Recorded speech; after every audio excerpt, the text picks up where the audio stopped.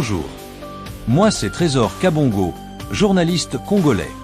Sur cette chaîne, nous parlerons de politique, d'économie et d'éducation en République démocratique du Congo. Aujourd'hui nous vous présentons un point d'actualité majeur sur la situation sécuritaire en République démocratique du Congo, avec un focus sur les rebelles du M23 AFC et les opérations des forces armées de la RDC. Nous allons passer en revue les faits récents, analyser la situation à la lumière de la Constitution congolaise, et proposer des pistes concrètes de résolution. C'est parti. Accusation internationale contre le Rwanda. Les États-Unis ont récemment accusé le gouvernement rwandais, lors d'une session aux Nations Unies, d'avoir soutenu les rebelles du M23, ce qui pousserait la région vers un embrasement généralisé. Je pense que les États-Unis continuent à disposer d'assez de leviers d'ordre économique, diplomatique, pour pouvoir faire pression sur Kigali pour qu'il puisse retirer le soutien autant documenté par les experts des Nations Unies qu'il disponibilise au M23. La question qui persiste est est-ce que Donald Trump comprend la pertinence de ce qui est attendu de lui sur le terrain? À Kinshasa, on célèbre la victoire du 4 décembre aux États-Unis. Et le même jour, le M23 fait des avancées spectaculaires sur plus de 80 km, tenant aussi sous son contrôle la ville stratégique d'Ouvira à la limite avec la capitale burundaise, ce qui de plus en plus inquiète la stabilité régionale. Ouvira, où les combattants du M23 ont investi hier cette grande ville, la deuxième plus grande ville de la province du Sud Kivu. Il y a quand même eu des réactions ces 2 derniers jours de la part de Washington, puisque la Maison-Blanche appelle les rebelles du M23 à cesser immédiatement l'offensive. Et c'était l'offensive direction Ouvira. Cette déclaration renforce la pression diplomatique sur Kigali pour clarifier sa position. Prise d'Ouvira par le M23 AFC. La ville d'Ouvira est désormais entièrement sous le contrôle de l'Alliance Fleuve Congo AFC M23. L'annonce a été faite ce mercredi 10 décembre 2025 par le mouvement qui évoque une avancée majeure dans le processus de sécurisation du Sud Kivu après plusieurs semaines de fortes tensions. Cette libération intervient après plus de 3 mois durant lesquels l'AFC M23 dénonçait la montée des discours de haine, les attaques ciblées contre les civils en raison de leur apparence, ainsi que le massacre enregistré dans certaines zones précédemment libérées. Dans un communiqué publié sur les réseaux sociaux X, le chef du département de la communication Laurence Kanyuka a confirmé que la menace a été écartée et que les habitants peuvent désormais reprendre leurs activités en toute sérénité. Peu après l'annonce, une délégation du mouvement conduite par le général Bernard Biamungu, chef d'état-major adjoint de l'armée révolutionnaire congolaise, est arrivée à Ouvira pour évaluer la situation sécuritaire et rencontrer la population. Le général a rassuré les habitants, affirmant que la sécurité est pleinement rétablie et invitant les familles ayant fui les affrontements à regagner leur foyer, désormais libérés de toute forme de tracasserie. Le groupe rebelle soutenu par Kigali a affirmé avoir pris le contrôle de la ville stratégique d'Ouvira, dans le Sud Kivu, provoquant un mouvement de population et renforçant l'instabilité dans l'est du pays. Centaines de civils tués dans les offensives. Ouvira, au lendemain de l'entrée des rebelles de l'AFC M23, est méconnaissable selon plusieurs sources. Des habitants qui ont tenté en vain de traverser la frontière vers le Burundi voisin sont terrés chez eux. Le passage vers la capitale Bujumbura a été fermé par les autorités locales. Depuis plus d'une semaine, des centaines de personnes ont été tuées dans des combats opposant les forces armées de la République démocratique du Congo au mouvement rebelle soutenu par le Rwanda, et ce, en dépit de l'accord de paix conclu à Washington selon les autorités provinciales du Sud Kivu. Kinshasa dénonce la violation du cessez-le-feu et la présence des troupes rwandaises sur son sol. Le M23 a pris le contrôle de la ville stratégique d'Ouvira dans l'est du pays mercredi après-midi à la suite d'une offensive éclair menée depuis le début du mois de décembre. L'ambassade des États-Unis à Kinshasa a exhorté le M23 et les troupes rwandaises à cesser toute opération et à se retirer de la RDC.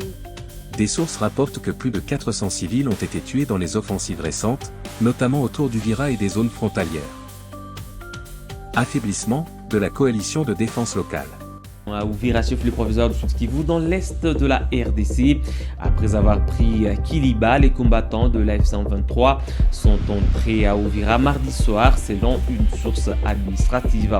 Ce mercredi matin, des tirs sporadiques sont entendus en ville et Uvira reste presque déserte, sans trafic ni présence visible des forces armées. Selon une source de la société civile, tous les militaires, y compris les généraux, ont déjà quitté la ville. La même source affirme que les habitants restent enfermés chez eux, rendant difficile de déterminer qui contrôle réellement Uvira. Certains militaires des FARDC commencent à y retourner. Ah, vraiment, c'est compliqué. C'est compliqué. Jusqu'à maintenant, ça toka ta manyumba. Sasa hiyo kukatika kutoka ta manyumba.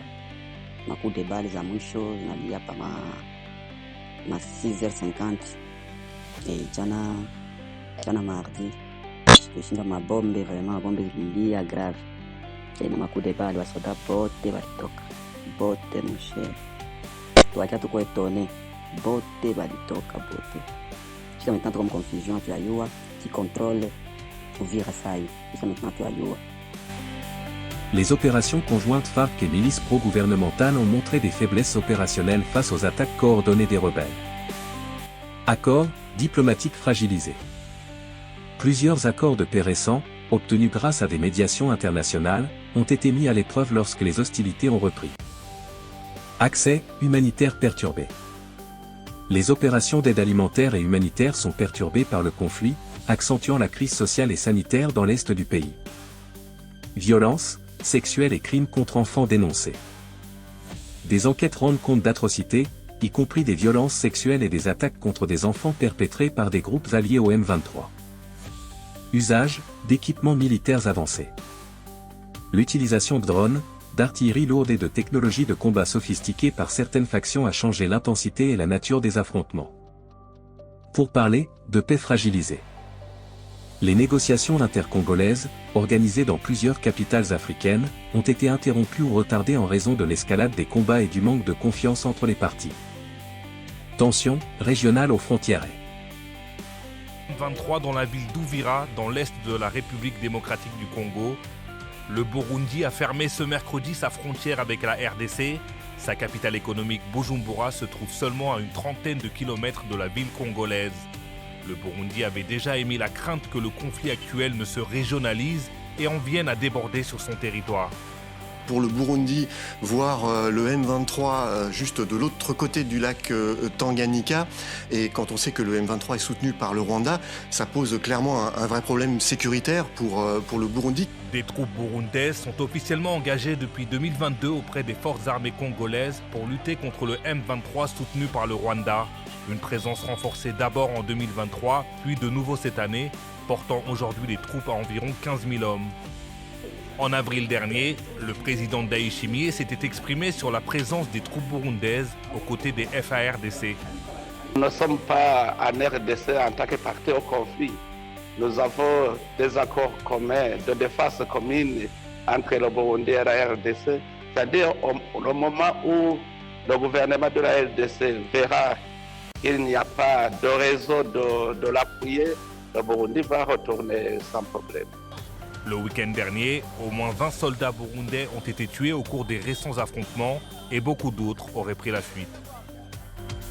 Les combats et mouvements de troupes ont intensifié la surveillance aux frontières avec le Burundi, suscitant des préoccupations quant à une possible extension régionale du conflit.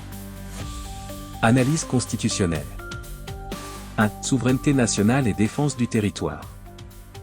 Selon la Constitution de la RDC, la protection de l'intégrité territoriale est un devoir essentiel de l'État. La présence active des rebelles du M23 constitue une violation claire de cette souveraineté. Solution recommandée, renforcement coordonné des FARC avec soutien logistique, renseignement et stratégie mieux ciblée, tout en respectant le droit international. 2. Dialogue politique et règlement pacifique des conflits. La Constitution promeut le dialogue national et la résolution pacifique des différends.